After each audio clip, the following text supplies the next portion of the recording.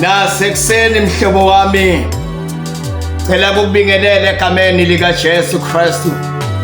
uKristu ongaphezulu kwako konke. Nanamuhla ekuseni mbona sekhaya ngicela sesike sibuke nasi isihloko nasi lesithi lihlale lobhekene nalo uthawe lidlula kulo.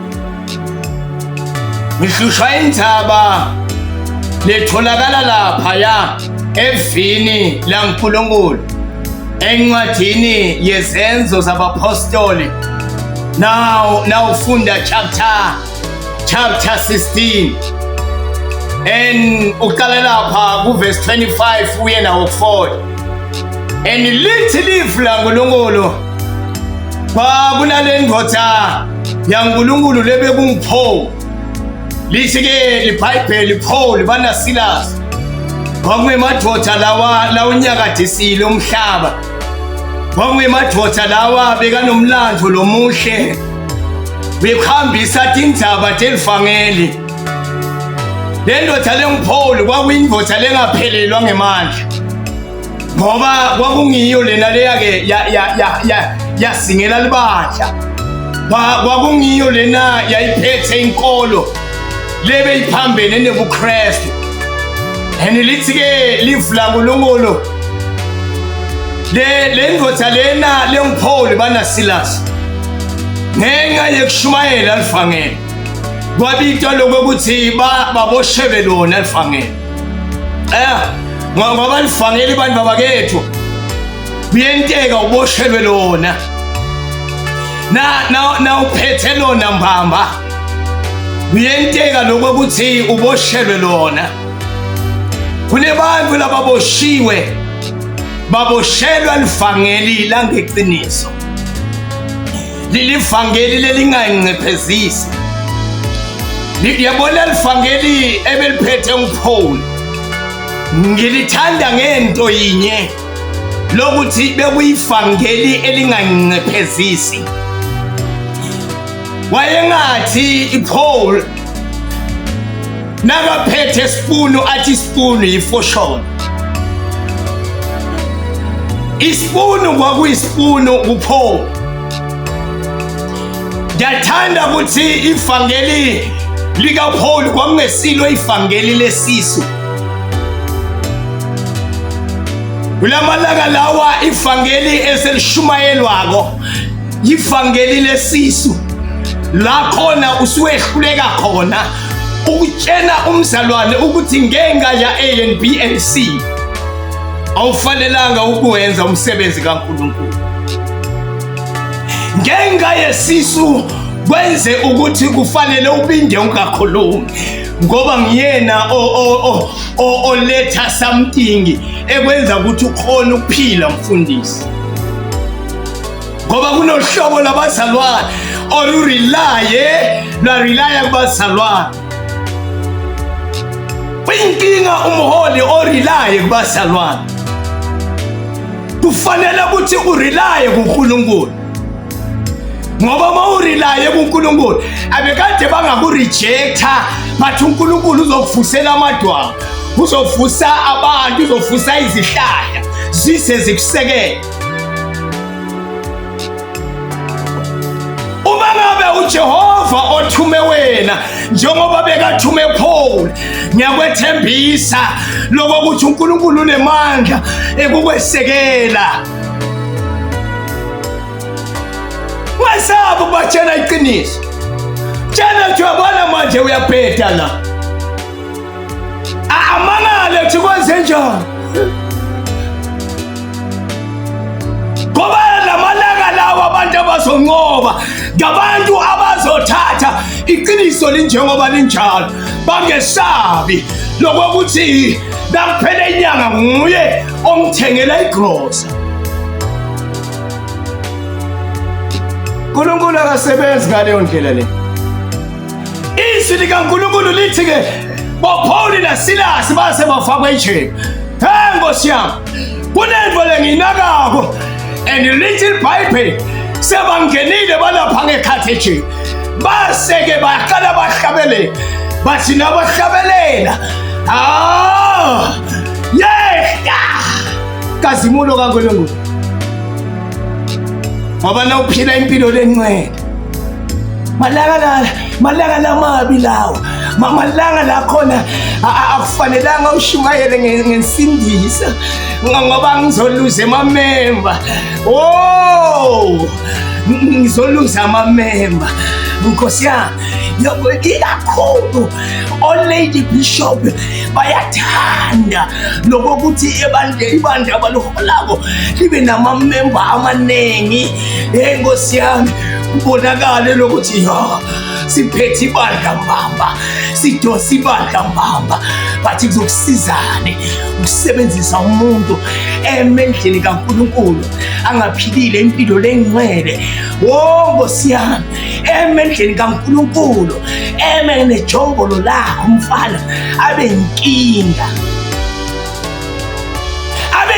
untombazane ngewallet yakhe ngoba khona uhlobo lwabantu besimame lebayinkinga ngewallet yakhe niselwe nyalo nini khona uwallet omncane abe umncane khuluma ngewallet akekho umuntu ongayazi iwallet kukhona uhlobo lwabantu besimame olwahlala njalo iwallet yabo yahlala ivulwa uzipho uyaphezulu uyaphansi uzipho uyaphezulu iwallet yaguga ngale ndlela athi noma sekamazi umholi amyekele usengilwela nje membership ngoba bazongihleka abanye abafundisi bangihleke ngokuthi ibandla lami linabantu abawu25 it's better you rule ibandla it's better you lead a church with 25 people only than to lead libandla lenenkumbi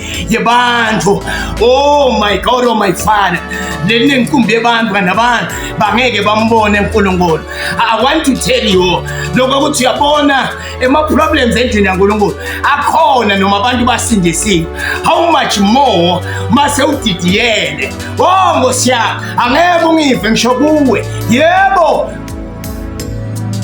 nomunye angaze ayifale kwayina le ngishumayelo lathi hayi angeke ngiyibukele ngishumayelo lesilima lesi Nkosi yami because siyakutshela liqinisa linjengaloku linjalo Nkosi yami nathi ngotondakele nakonakele kubantu abami kufanele abantu abami ba-admit lokusibonile angeke ngibunzethele Bayibhele kithi lamajalawa asangena ejele baboshwa phakathi nobusuku base bayahlabelela Nkosi yami ingoma kaNkulunkulu bamthumesa uNkulunkulu and lithi Jehova ahlele ezulwini wase uyehla wehla uNkulunkulu wehla uNkulunkulu uyabona libandla lozame kulakha ngeyakho iwisdom and liyafa libandla lakhiwa umoya lwengcwele lifumele libandla uNkulunkulu abeke kulo lakhiwe umoya lwengcwele never use umuntu longaphili impilo yomngcwele lithi lifla uNkulunkulu aseselajele pho ikhosi bebantwana baNkulunkulu baphila impilo leholy baphila impilo engambethele uNkulunkulu and lithi base baqala bayahlabelela bathi nabahlabelela ngoba netimbo lethendekabo bathi nabahlabelela laseliyehla lizulu Nkosi yami laseliyehla lizulu labonakala liba phakathi kwabo and lithi Jehova wase wathumela umlilo wakhe uvele ezulwini and lithi iminyango yalejele yase iyafuleka Nkosi yami yafuleka yathi vulekela yona Nkosi yami and lithi lo mgcinijele Nkosi yami wathi nakathi uyaphaphama wathola iminyango ivulekile Nkosi yami wathi ukuthi nakanjani emakhosi amatangibulala Nkosi yami and bekaphethe inkemba wase uthatha inkemba ya usama kuyisondeza usama kuzibulala and wasiyamemeza Paul wathi ungazibulali sikhona Nkosi yami maqala uzibulala sikhona sikayindawo sikhona ungesabi. And lithi lifu laNkulunkulu wamangala umgciniche lokhu silabantu bakhona abakahambi kepha eminyango ivulekile wamangala sikepha kwento enjani bathi wakhumbula ukuthi kube nomlilo kube nekhanya lokuqhamuka ezulwini lokufike kwakhanyisa lelishele lase liyavuleka. Nkosi yami ngoba kunenthaba nguliphi ihlanelo obhekana nalo but asengutshele elitawe lendlula lihlanela bopholo elithi iBhayibheli lomgcinitshele. Nkosi yami wasi uyababuda wathi madoda ngingentane. Nkosi yami ngente ini uze nami ngilekeleleke. And mase bayamtshena bathi lalela la ufanele ukuthi wamukele Jesu Kristu leso sikhiya lesitawenda ukuthi lonke lihlane leli maphambi kwakho lendlule na uphethe Jesu uyakhona ukuthetha tonke thingo onke mahlanelo tawendlula angeke ukhone kwendlula ungenaye Jesu bonga wesama lamanye amathemba bathi na ungenaye Jesu angeke wakhona usinga Jesu athi umbhali. Nkosi yami Jesu indlela neqiniso akekho longaya kubaba eNkulunkulu ngaphandle kwakhe lokusho ukuthi lonke lihlane uyamdinga Jesu uze ulendlule. And uyababuthi ethi ngento njani bayamtshena bathi into longayenda wena kuze undlule uze unqobe uyamdinga Jesu angene empilweni yakho. And lithi lifu laNkulunkulu wase uyabathatha umgcinitshele so uhamba nabo ekhaya kakhe wase uyabageza lemfimbi lebe bashaywe yona wabageza. And lithi wase sibabalungiselela nekudla lithi lo mgcinitshele lo wamemukela Kristu Jesu wamemukela kanye nendlu yakhe yonke bamthatha uNkulunkulu bamenza waba inkosi yamakhosi. Kulamanye amahlane lesedluliswa wokuwo uNkulunkulu sindlulisa ngenjongo ngekuthi usuke kunemphefumulo lafuna ukuthi siyilathe. And wabangenisa ejele wabangenisa ngenjongo wabangenisa ngecertain purpose lokho ukuthi bekafuna kulanda ingcenye yalethi boshwa ngoba kukhona letaphenduka abefuna kulanda lo mgcinitshele kanye nomndeni ngoba uNkulunkulu ebantwini labangithawuzela uNkulunkulu ngemuntu omunye lophendukile yena uyathokoza kunamahlane lesendluliswa kuwo asendlulise purposely uNkulunkulu ngoba kunemphefumulo lafuna kulanda. And lithi ke bangene ejele.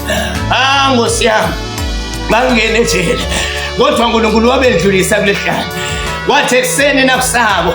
And mase bakhuluma amagama kumgcinitshele lokuthi akabakhulule bahambe abasale bahamba. Nkosi yami kunebantu labangena emajele without any reason.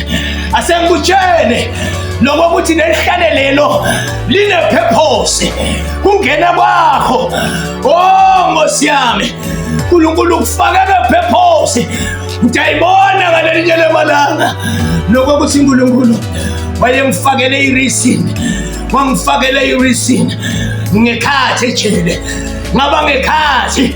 ngaba sejele ngafanana naNelson Mandela lo wangena ngekhathi ejele labanye baqala bamjikela bathi uyabona lesilimo lesi kube asikendi kanje ngaba sikho la sikhona khona kanti bekade lokuthi kunengono engiyilandzako South Africa utawukhululeka.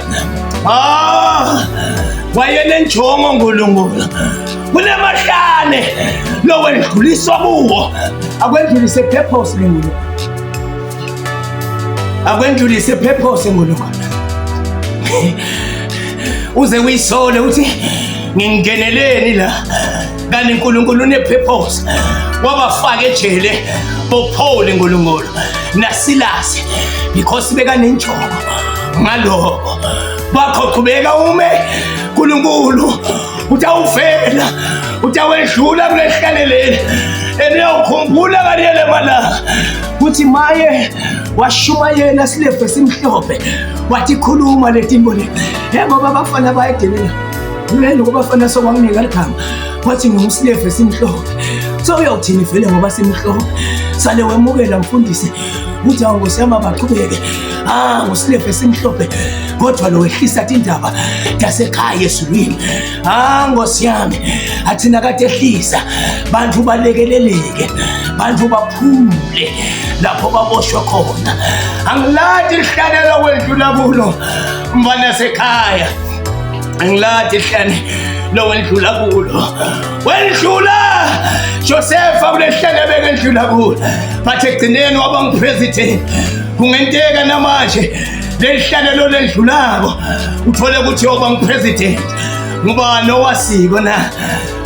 Ngosiyami qhubeka itawendlula. Qhubeka umethembe uNkulunkulu. Itawendlula kulehlane le. Mina ngikushoko lihlane lokwendlula kulo. Never ever compromise ngeliqinisa. Into leshaya abantu labanene ucompromise ngeliqinisa. Asobe ngumholi longeka compromise ngeliqinisa. Asobe ngumfundisi longeke compromise ngeliqinisa. Liqiniso kube liqinisa nje. Bakwenyanye because abamthanda umuntu weqinisa abayoze bamjabulela. But asengikutshela kuyokusiza ngane lokuthi abantu bakujabulele uthandwe abantu ngenxa ye-compromise kwakho. Maye kuhle lokuthi bakwenyanye ngenxa yokuthi indoda lenga-compromise ngeliqiniso. Ngosiyami angeke usithe ngalutho okuthandwa abantu but ube umuntu ocompromise ngeliqinisa. Asengikutshele na umile eqinisweni khona indoda lokuthiwa ngumoya lwengcwele itawuta le ndoda ime ngasehlangothini lwakho. Ithina ima ngasehlangothini lwakho. Ngosiyami kube nebantu labatakulandzela, kube nebantu labatakuthanda. Ngosiyami ngoba lento yekuthandwa abantu awufani nje utentele nje uyentelwa ngumoya lento. Kube nebantu labatakulandzela bakuthande baluhlobo lomuntu ethanda liqinisa. Ngosiyami uyabona ngiyambonga ubaba ongizalayo indoda ebengehlukane eqinisa. And lento ngithe sengihleli ngayibona nokuthi lento babebekangefani nento lengesiqinisa. That's why namhlanje indoda lengathandwa, indoda lengathandwa. Ngosiyami indoda lengathandwa totonke tindzawo, indoda labangayijabuleli because iyathanda iqiniso. Kunento lengayinaka lengayithanda empilweni yakhe. Ngayithanda lento le etintweni tonke ngathi yabona lento le angiyohlukana nento lengayibona kubabe. Liqinisa, liqinisa, liqinisa, kuthanda liqinisa. Indoda lengancephethisi ngeliqinisa. Liqinisa itakutshena njengoba linjalo. Liqinisa itakutshena linjengoba linjalo. Ngosiyami sengiyathandaza. Angikwadi lokuthi ngisiphi isimo lo wendlula kuso. Angikwadi lokuthi ngiliphi ihlane lokubhekene nalo. But ngifuna ukuthandaza manje. Ngifuna ukuthandaza manje. Ngifuna ukuthandaza. Ngifuna ukuthandaza ngoba abantu beliqiniso bantu longababona banganikwa tikhundla. Kuthi labantu abangenalo iqiniso bayanikwa tikhundla. Akuyi ngekuthi yakwathi ukukhuluma esikhundleni. Into lemqoka naw sesikhundleni kuba ne-wisdom. Into lehamba phambili ye-wisdom bese ke ukukhuluma sekungalandlela. But konke i-wisdom. Ngosiyami angikwathi boPaul naSilas bendlula kulehlane bebabhekene nalo. Sengifuna ukuthandaza manje. Ngifuna ukukhuleka nawe egameni likaJesu. Dingo tihambe kahle kubhizinisi lakho. Dingo tibheke phansi kubhizinisi lakho. Ngifuna ukuthandaza nawe egameni likaJesu. Ubazamile bathandaza. Ngosiyami uyabona bathandaza bataniqetha nya. Bataniqetha nya. Nihluleka ngisho ukunikela 20 emalangeni emabandleni nanikhona khona. Bathi nisukeke nje niyolahla imali. Uve bathi umuntu ulahle 15,000 lokuthi just ufuna ukungibona nje lokubona mina nje. Maye ngiyawuphela abantu abake. Ngiyawuphela. Angathi lo sengibali wanitshena ukuthi na ukhulekela abantu kumele babhadale. Akube senhlitweni yakhe lokuthi lo muntu unikela umnikelo. ukuthandazela akusinto yokubhadaleka. That's why ama-giftings afike lapho khona limala khona kulabanengi. Kulohlobo lwebantu kunongulakahlanyelelwa abaneprofesi. Bathina sebaneprofesi base bamoya ngomoya wepride, moya wepride wababamba egameni likaJesu Kristu waseNazaretha. Siyakubuka nje thina, sikubuke nje untontomene that nasiqala sisebenzisa iprofesi umangale kuvuka wathi uthi khamele ufike kwangathi ibhulukwana wakho lo bhulukwana wakho sawumandi sekusukuma ethini la kuhlanyelwa khona kwahlanyelwa into yemhlaba lele fihlakele usukume balo labaphathiswe ifihlakalo Nkosi yami ngoba bekunesikhathi bowungacabanga wena ucabanga kwangathi ema-social media akusibo lesiyithandayo kanti siyadi lokho ukuthi la kuma-social media senda ini because i-social media wangena usengumfana. I-social media iyakuthatha i-social media ikubeke etulo uthi la sekubeke khona ufe kwangathi sewuhlele emafini untante emafini yi-social media leyo. Kanjalo i-social media na ungene kuyo ungakakhuli utathi lokulandzela-ke emveni ikususe from endaweni ephakeme. I-social media ikufake phansi ikungcwabe ngenxa ye-pride, ikungcwabe ngenxa ye-pride. Kunenkumbi yebantu, kuneninyenti lebantu lelindele kuba ne-gift ye-prophecy laselicabanga ukuthi baholi balo labaholi balo sebayinathile. Oh my God, oh my Father, acabange umfana, acabange lokuthi nakane-prophecy, acabange lokuthi i-prophecy yakhe Nkosi yami seyingandlula yalo baba. It can't happen mntanami, angeke kuze kwenzeke, angeke lento loyimunye la kubabe wakho bese sekuyenteka seyiba ngetulo le yakho iprofesi. Angeke kwenteka. Asengeke ngikutshele uthi noma sewuhamba la uhamba khona ucabange lokho ukuthi lento le lakuwe seyingetulo kwababe wakho. Ayikho igift lengaba ngetulo boya babe wakho. Labanengi bantu balinyathwe ngilento leyo. Nkosi yami, Nkosi yami, never ever ube against igift yomuntu. And labanengi balimele kube khona abafundisi laba against iprofesi yabantwana babo. Labo bantwana labo kangamo kube baze bahambe emabandleni basuka lelo bandla ngenxa yalo baba. Sengiyathandaza manje wangeniswe ejele eSilas and Paul bebendlule ehlane labo, nawe kunelakho hlane lo kumele wendlule kulo. Ngiyakwethembisa ukhona uNkulunkulu lokhona kutentatini. Sengiyathandaza babe, siyabonga egameni likaJesu. Moya wababe, wena babe ungusimakade, unguJehova babe, ngetulo kwabo bonke boJehova.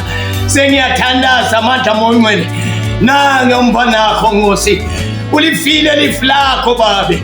Ngiyathandaza moya wengcwele lo munye babe usakhile isinqumo egameni likaJesu Kristu waseNazaretha.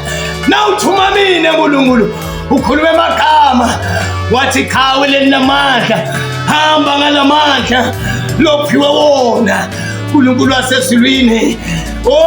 Moya wengcwele wathi wena Nkulunkulu kimi anguthumile na ukuba usindise uIsrayeli. uNkulunkulu wasezulwini, your time has come.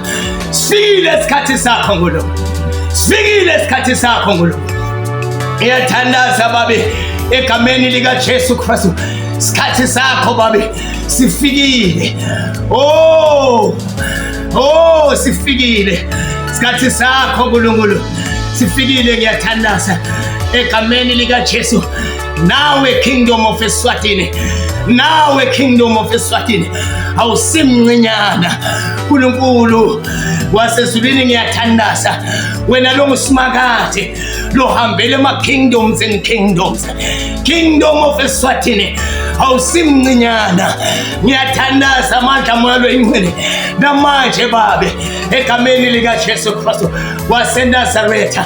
Isikhathi sakho nkulunkulu babe sifikile.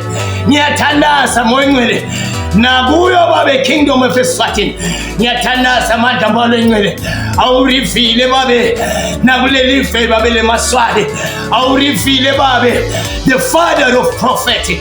Mrivile nkulunkulu.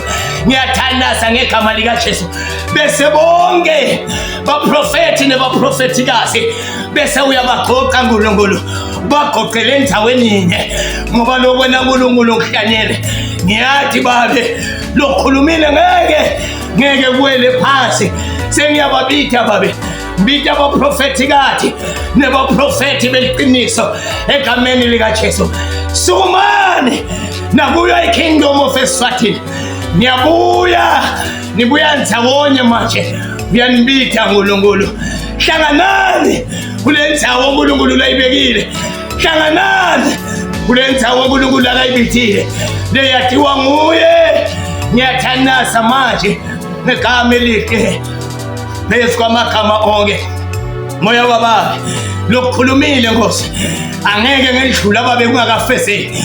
Lokukhulumile Nkosi ngiyabonga babe kuthi lokukhulumile babe kufezakele lebekade Nkosi bakwadi bakubonile kufezakala. Sengiyathandaza ba egameni lika Jesu Kristu wena longjehova wesulu wena longjehova uyani nginibiza from the south, from the north, from the east, from the west. Bonke baprofeta bahlangana endaweni nkulunkulu lababitele kuyo abamathi babe webaprofeti. Ngiyathandaza ngegama lika Jesu. Moya oyingcwele ngibona babethi inguquko lethi tawungena babe kule Kingdom of Eswatini.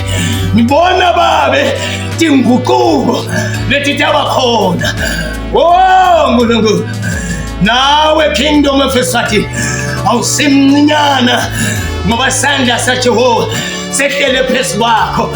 Bonke lobe khungathile yonke imimoya lebe solo ilwa lethi impilo zebantu yehluliwe egameni lika Jesu. Uyingcwele Jehova, uyingcwele Jehova, uyingcwele Jehova. Ngiyabonga baba, ngiyabonga, ngiyabonga, ngiyabonga, ngiyabonga, ngiyabonga, ngiyabonga. In the mighty name Jesus Christ waseNazaretha. Nkulunkulu wethembekile ngekho nje yaphila akade nkulunkulu angibusise.